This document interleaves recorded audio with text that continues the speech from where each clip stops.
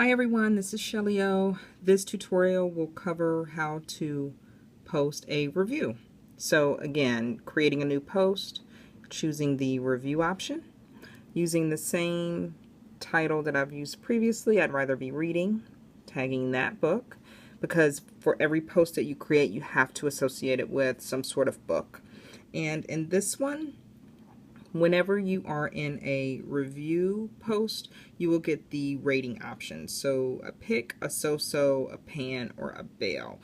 These are left up to your interpretation. Some people will include stars in their ratings, but of course you also have the blurb to include any additional details that you might want to use. Again, if you are posting anything that might be considered a spoiler, you might want to consider using the spoiler option, tagging people to bring them make them aware of this particular post, and then adding an image, which we can do.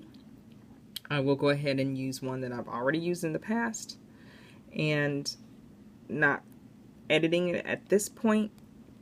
And then for this one, I'm going to make this a pick because I really did enjoy it, and I will just say cute book.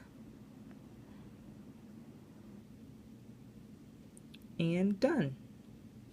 And now when I post, you'll notice that there is a star in the upper right corner letting you know that that is a review post.